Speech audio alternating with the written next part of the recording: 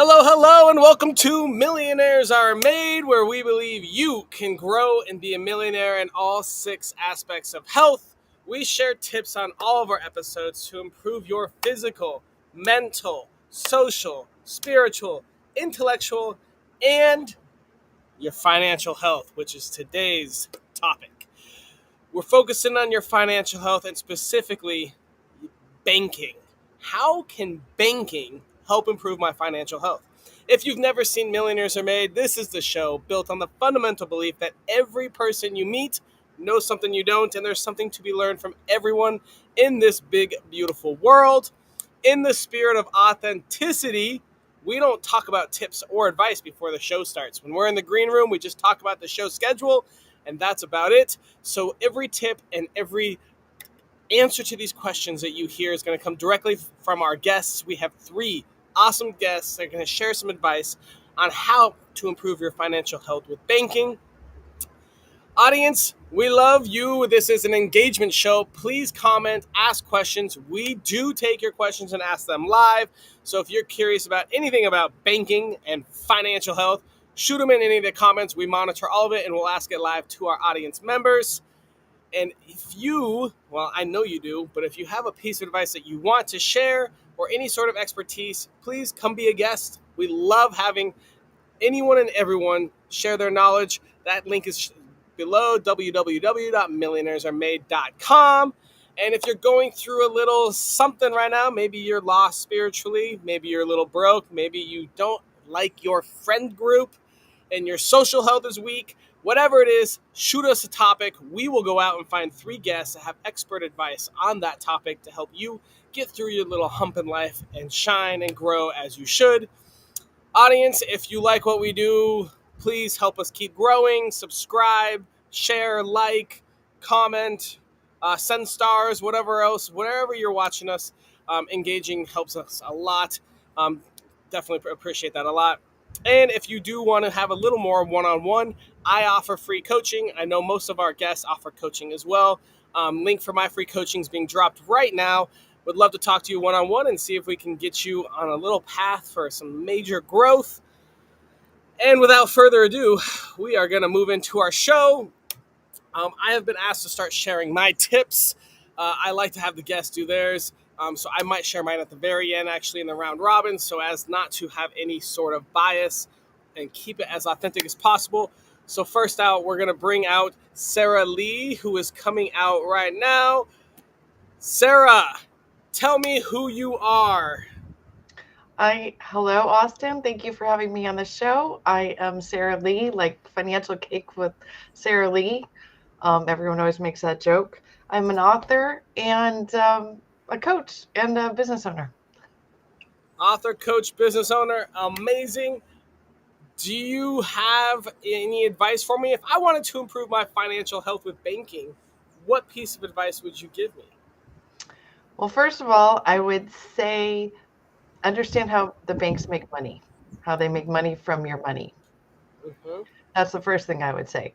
So, how Tell what I us. would yes, what I would say about that is banks make money from something called fractional lending, which basically means they can lend out roughly 10 times the the amount of money, at least in the United States, that you deposit, and they use that money to make money, and then they don't pay you any interest. So, understanding that you can become your own bank is a good thing to start. Ooh, how can you be your own bank? We talked about this another time. You can become your own bank by investing your money and learning to borrow money from yourself. And that's always a good thing to do, right? We've talked about this. Awesome. Where on your life journey did you learn this advice? Let's talk a little bit more about your background there, Sarah. Yeah, I've been a financial advisor for 22 years. And so I learned this through the process of selling products. When I started working with clients, I took the exact direction that my managers said, hey, you should do this and you should do that. And as I got more experienced, I ended up owning a firm and kind of being able to be more free in how I would teach because I learned how things actually worked. And it wasn't really exactly how they teach you to sell things, if that makes sense. And so I became a financial educator. I'm actually in the middle, almost done with a great book. um, uh, called "How Money Became Dangerous." Super Oh, fascinating about late '90s, early 2000s, and just the change of Wall Street and the practices that used to be used. Goes on and talks. The author is, I think, Christopher Varelas, if I recall. Um, Super good book though. It's really interesting to watch. How he tries to keep his morals as he's going into like the Solomon Brothers and being a stockbroker and becoming M&A, mergers and acquisitions, and going through and watching his higher ups and other people and going, I don't know if I really agree with that. And then 5 years later, there's a new law against it. But I want to go more into what you were talking about. Tell me more about how banks make money. Let's yes. understand that. So banks make money primarily through lending. They're lending institutions. And so people think that a bank is there to teach you about money. They're not. In the United States, they exempted themselves from fiduciary law in 1946. So they don't even have to tell you how anything actually works by law. They're not there to educate you. They're there to sell you something. And what they sell is lending. So most people are confused about that and they think that the bank is doing something else. And the bank is there to lend you money. And because that's how they make money. So it primarily is credit cards, right? Mortgages, business loans, your HELOC, those kinds of things. But that's how banks work. Banks are there to lend you money. And they lend money that they actually do not have in the bank, ironically.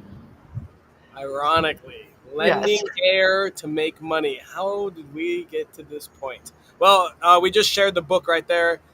So if you're interested, you want to And talk that more. book sounds fascinating. I'm going to read that. Yeah, it's really good. It's well. He must have done a lot of research because there's, I mean, like interviews from 20 years ago with him and VPs and this. So he must have got quite a few people in on it. But it's a really well done book, and the historical dates and events are very accurate, which is kind of cool to see his take on that. Um, all right, so banks take money they don't have, they lend it to businesses, homeowners, car loans, credit cards, and they let you use the money that they never had, and then they charge you for it. Yes. So think about the math of this, by the way. If they can lend out 10 times what the deposits are, and let's say it's $1 million a deposit, and let's say they're charging 22% interest, which a lot of people I know got a notice recently that said their interest rate went to like 30%. I didn't get that notice, but a lot of people I know did. And let's call it that. So they make $300,000 on our $100,000 deposit. Isn't that insane? It's a Like if bit people insane. knew that, wouldn't they be a little more cautious about where they banked and banking itself as opposed to understanding how their money works and then handling it properly? I can't tell you what to do, right? But I'm saying there's smarter ways to do things and less intelligent ways to do things.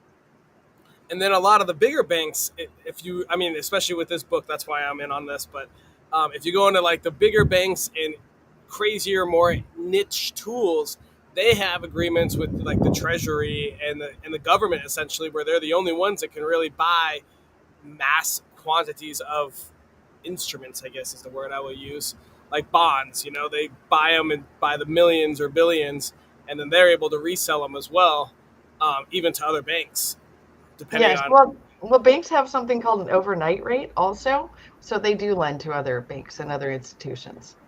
And that is another way that they make money, but it's all lending based. And to your point, yes, money isn't money anymore. Money is ones and zeros in the universe, right? It's not, money isn't real to them and it's not real in general, which is also a confusing topic for people. But we'll talk about that maybe in a different show. Awesome. All right, Sarah, we're going to move on to our next guest. Thank you so much. Thank- Next up, we have Aoife. Hey, Aoife, tell us, who are you? Hello. I'm Aoife Gaffney. I'm Irish. I live in Ireland. I'm an author and semi retired financial advisor and certified money coach. And a certified what coach? Certified money coach. Ah, very cool, very cool. All right, Aoife, if I wanted to improve my financial health with banking, what piece of advice would you have for me? Simplest thing to do is not pay. bank fees. So, as Sarah said, banks make money from our money. So, if you think of money as being a product, you are selling a product. You don't go into a shop and say, I want to put this product on your shelves. Will you sell it for me, please? And they would not turn around and charge you for that. So they would sell it for you and then give you a percentage of their profit. So if you think of money as being a product and banks are like a shop, it it doesn't make any logical sense to pay them for the privilege of selling the product that you have created for free. So if you're earning money through the through your job rather than through entrepreneurship. So you're taxed, certainly in Ireland anyway, you're taxed at source. So that's you earn your money and then so the tax office take money away from you before you get it. Then you put it into the bank and then the bank charge you for depositing your money or moving it around or doing anything with it. And then if you do earn interest on your money in the bank, you will be charged a tax on that interest. So you can earn money, and three times somebody will take some of that money away from you. So the less money you have to somebody else and not get anything in return, the more you get to keep in your own pocket. So it's really just about being aware of how money works and think of it like a product. So you own or have manufactured this product. Who are you going to sell it to? So tell me what tell me what kind of bank fees you should expect and what fees are giant red flags when choosing a bank. So it's different from country to country, but I Okay. haven't paid bank charges in 30 years and I have no intention of starting today. So it is worth, again, depending within Europe, there are some really good options. So Revolut is an option within Europe. N26 are a German bank within Europe. They are totally free. There probably are other options. I know in the UK there is Starling. As to what's available in for the American dollar, I'm actually not quite sure, but sometimes like a 2 minute Google search or Wise. Actually, I think you can use Wise. Wise and Um, Revolut. and Revolut, yeah, I'm not sure if Revolut was available outside of Europe or not, but certainly Wise, Revolut N26 is euro only, and sterling is for sterling. But I mean, there is an option. There are options out there. It's just like a 2 second Google search. So I don't pay bank fees at all. Um, but just think, buy low, sell high. That, and again, that's just a very simple rule of economics. So you want to borrow your money at the lowest possible rate, and your borrowings should be below the amount of money that you are earning on whether it's an investment, a deposit, or wherever you put it.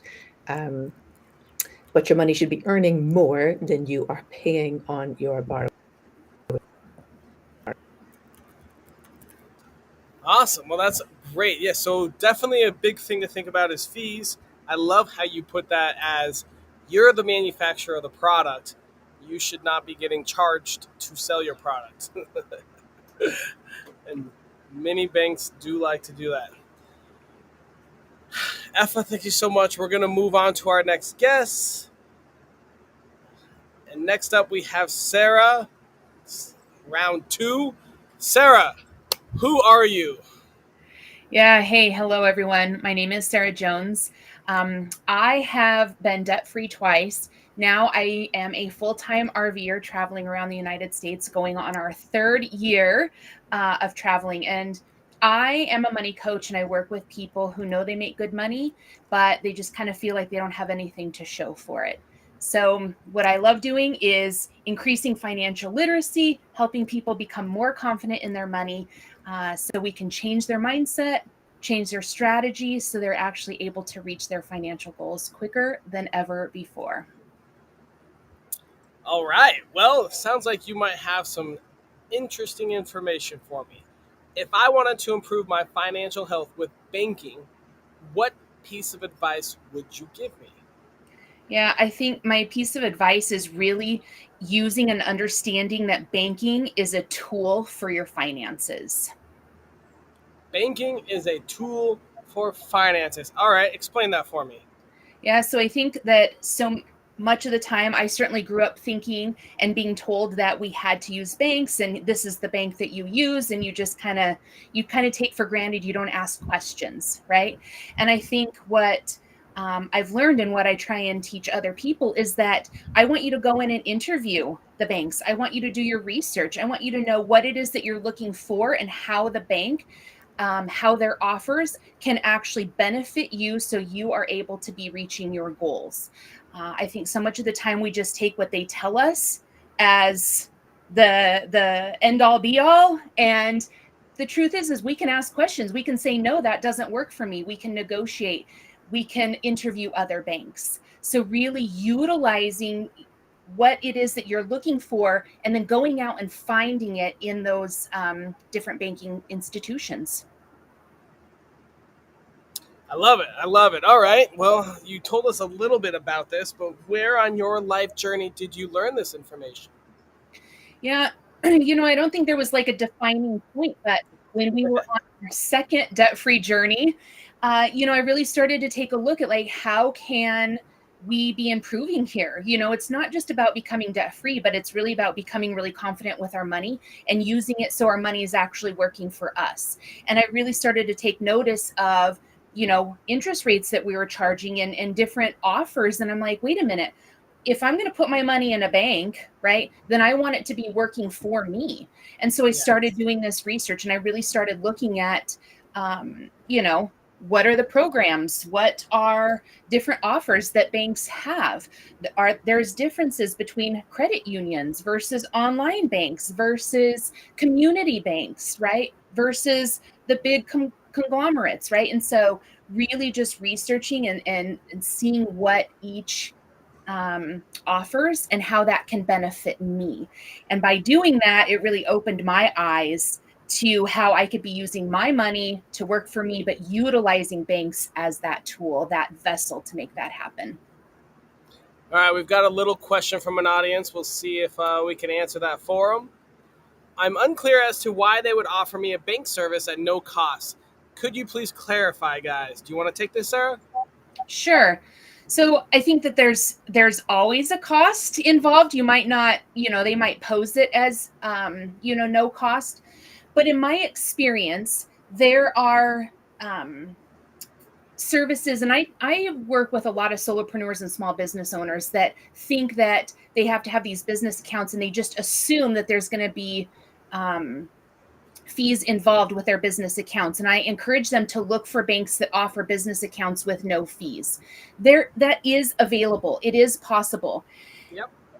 Ultimately, as the other guest said as well, banks are there to make money. And so they're going to try then to sell you other services. They're going to try and push you into other options. So just because they're offering one service at no cost doesn't mean they're not going to try and sell you another service where they're going to make their money back. Right. Awesome. All right, Sarah, we're going to put you backstage and we'll bring everyone out for the round robin. I'll take a minute right here real quick to talk about my tip for banking. So banking, this is interesting. I have an interesting relationship. If you're plan on banking, I would say the first thing is find the right bank for you. There's going to be different banks that specialize in different things, just like almost every company. I know when I was younger, I always just thought they were all pretty much the same. You go, you put your money in, you get a free student checking account, something like that. But you'll start to learn different banks specialize in different things, whether they specialize in mortgages or high yield savings accounts, something like that. I would say do not use a bank as an investment tool unless you are really bad at spending money. It's a way to put money away and make sure you save it rather than spend it. But the rates that they give you, like we've almost every guest has already talked about, is not the best. If you're looking to invest money, there's way better investment places. The biggest thing is having a relationship, though, because at some point you may need to take money out, whether it's for a business or a car or a mortgage, and having someone that knows you and your finances can make things a lot smoother and simpler. Shutter, this is a shout out to you real quick. I'm unclear as to why they would offer me a bank service at no cost. Let's just say it's similar to like a restaurant. You go to the restaurant, they want you to order a meal, spend money, get some dessert, the water's going to be free. They don't, at least in the US. Sorry, Europeans. In the U.S., the water is free, and they give you that so that you enjoy your meal more. You go at this, you tip higher, you spend more, etc., etc. Almost like at a bar, if they have like nuts or pretzels on the bar that are free, those are just to make you drink more beer. So if a bank is giving you services at no cost, that's almost there just to keep you as a client. If you're depositing high, so that they can re-lend that back out. Just like our previous, all three of our guests talked about, banks borrow money low and they try to sell out high, and they do it by the millions and billions, and that's how they make crap loads of money. All right, let's bring everyone out and talking a little round robin here. Hey Sarah, hey Aoife, hey Sarah again. All right, guys, let's real quick. Sarah Lee, can you quickly refresh what your tip was for us?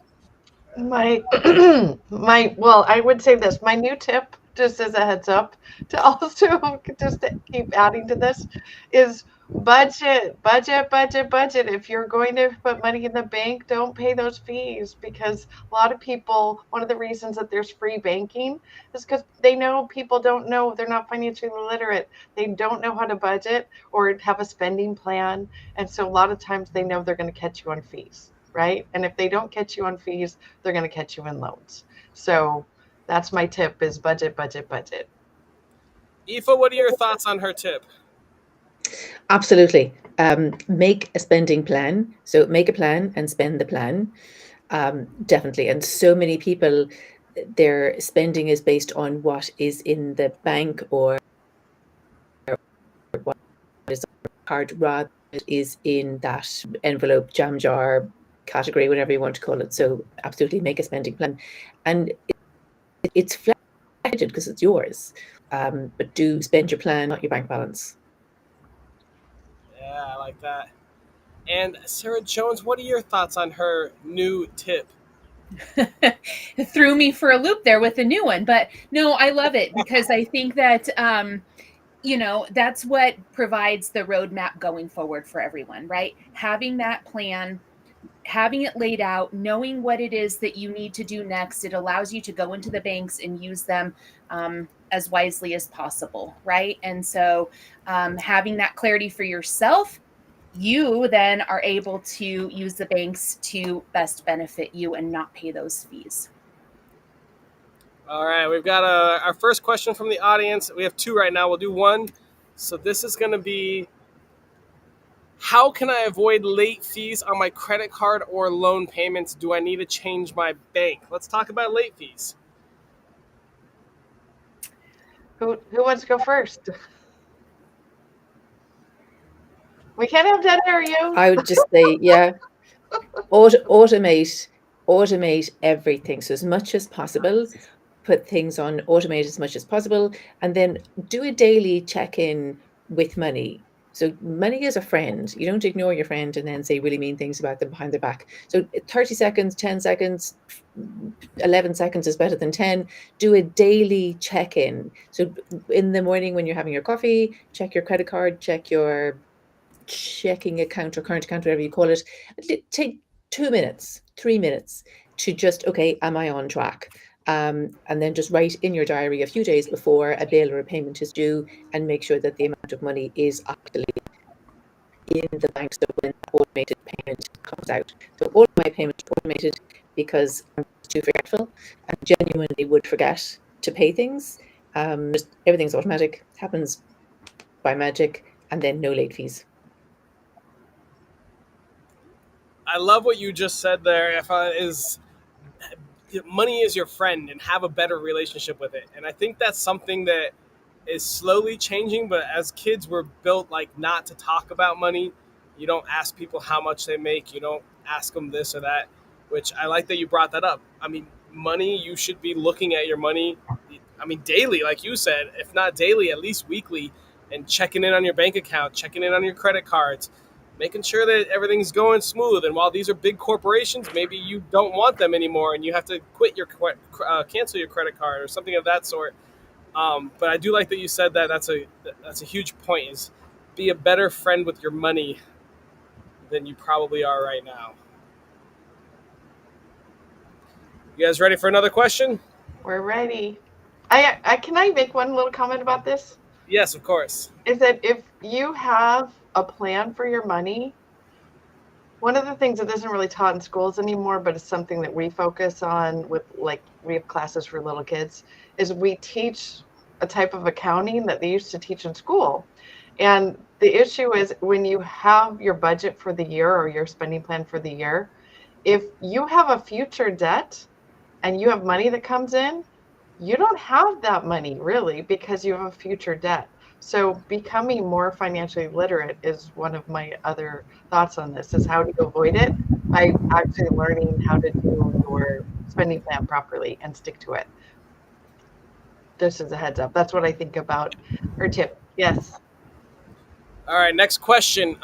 Recently, I'm struggling with overdraft. What is an overdraft and how do I avoid it?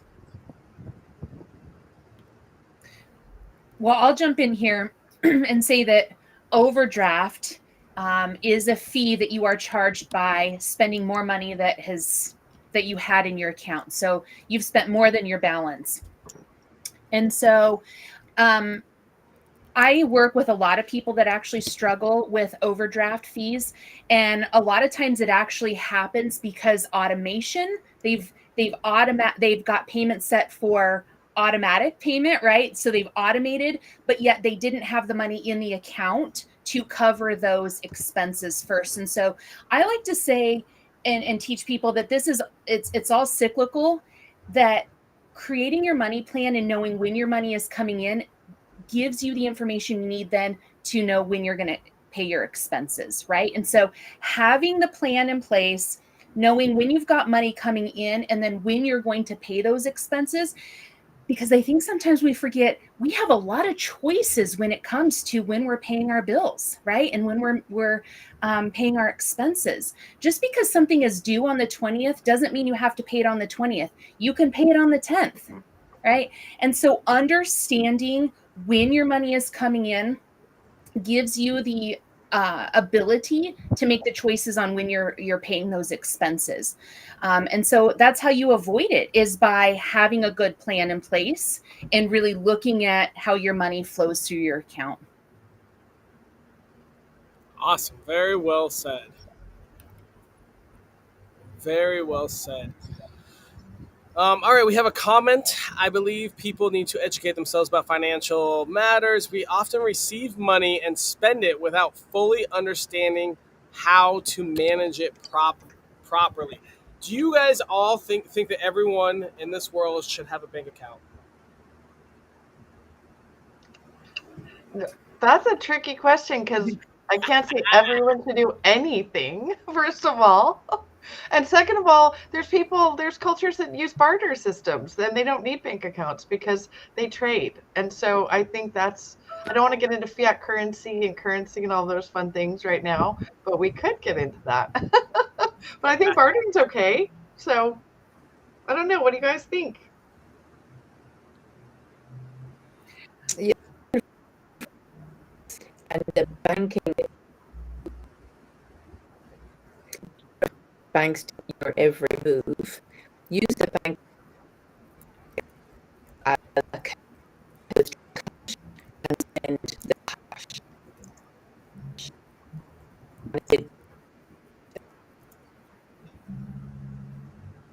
Uh-oh. All right, we have one last question before we go to our challenge. How can I learn about financial literacy? What are your recommendations? Well, I think you've got four awesome people as guests on this show right now. So I would say number one, and I say this is free, but really utilizing, your social media, follow us and take our tips, right? Get on our pages and start then taking action with the tips and the information that we share.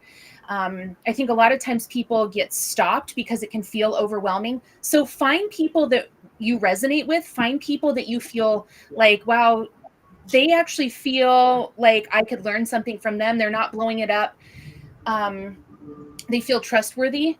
And so go on and then just start listening to what it is that those couple of people are saying and then take action with it. You need to have skin in the game here, guys, right? And so free action or, free information is widely available, but it really comes down to you taking action on that. And then you can look at other ways. I mean, there's a gazillion, there's podcasts and books. And then you can move into programs and one-on-one coaching. And there's a lot of those programs available to help you build your financial literacy. Yeah, I think the first step would be to follow all 3 guests on this episode and mark them as favorite on Facebook. That'd be a great way to start learning. And then, like you said, see which one you resonate with more, who has stuff that makes sense clearly to you, and then start messaging and engaging with them and learning that way. Obviously, you can definitely hire people. You can read a lot of books, but if you're looking for the simplest way to start learning about financial literacy, we've got Sarah, and Aoife down here. Real easy to follow them and hit favorites. All right, guys, we got to wrap this show up. We're on to our last bit. We need to come up with a daily challenge. This must take less than 5 minutes a day, cost $0, and be available to anyone in the world from Australia to Sweden. What are your thoughts? How do we spend every day to improve our financial health with banking? Can I go first? Of course. Okay. My tip for this is use an app. There's a free app on the App Store called Spending Tracker. I recommend that one all the time. I don't own it. I'm not affiliated with it, but I like that one. And actually use that every day. That is free. I believe it's available to most people. Another app is Money Mentor, which I do own, just as a heads up, which has free content to change your mindset and your habits about money, and then to educate yourself. That is also half free, just so you know. We have about 20 lessons that are free, and then it's about $4 a month. So I would say get in a habit of doing something like that and making it fun for yourself. So it has lessons that tell you exactly what to do? Yeah, it has lessons, what the words mean, what the words of money mean, how some of these concepts work, banking works, and there's cartoons and games in addition to the content. So it is it's for adults, but it's also something that young people can use. And it's called Money Mentor? Yes, Money Mentor. It's a black and gold symbol, and a spending tracker. Spending Tracker is another app which I don't affiliate with, but I do recommend to people, which is a free budgeting app that I believe is a safe app to use. Cool. All right, Sarah Jones, Aoife, any ideas on what we should do for a 5-minute daily challenge? Yeah, I'll just jump in and Yep. say that go to your bank and look at what options they have and know your numbers with them, right? Are you paying interest? Are you paying fees? Do they have the options that you are really looking for to help your money work for you? And if they don't, start interviewing and start looking at other banking institutions, right? Online, local, community, credit unions, look at them all and really start doing your research to find one that's, and maybe it's a couple, right, that really suit your needs and what it is that you need that actually benefits you and helps you reach your goals. What about looking at old bank statements? Think that we could go try to find, maybe look at last week's bank statement and see if there's any hidden fees of some sort, or a credit card statement? That's always a good one. And actually, when you do your spending plan, most people will recommend that you take the average of your last 3 months or 6 months and figure out how you spend your money. Because most of the time you'll self-correct once you realize you wasted $400 on coffee and ate, this much money and eating out and stuff. Most people will self-correct actually after that. You don't need someone usually to tell you that, in my experience. But you need to get aware of how you're spending your money and aware of where your money goes, 100%. Yeah, I think I like what Aoife said too, with the being friends with money. I think that having a daily challenge where we at least, I would say, I like logging into either a bank or credit card. All of us have at least like 3 or 4 accounts, so that's 3 or 4 days, and I guess just checking, or just developing the relationship. If every day for the next week we're a little more friendly to our bank statements or credit card statements, checking on fees or interest or anything else. What should be the purpose of it? So, daily challenge: log into a bank account and I guess just look at it. Sort it out. Start working on your spending plan. Yeah. Start understanding where your money's going. Wouldn't you agree, Yeah. Eva? Okay. I like to have a little, I don't know if you can see that against the virtual background. So I have an anchor. It looks like a blob, but it's this little jade. It's a green jade frog. I bought it for 50 cents in a charity shop. So have something, an anchor that reminds you of abundance and wealth and money, or whatever symbol, whatever words you want to use. So it could be a really nice key ring. It could be a nice stone. It could be a jade frog. It could be in anything, but I have lots of little anchors all over the house, but they're little post-its and things that cost nothing, but they remind me that I am in charge of my money. So it's little symbols, and I paint stones in gold paint, and I pick up nice stones from the beach, or put post-its and things all over the house. And on my mirror, I have, this is what a wealthy woman looks like. So every time I look in the mirror, I go, well, absolutely, you are indeed a very wealthy woman. So all these things cost nothing. And much to the amusement of anybody who comes into the house, but I don't care.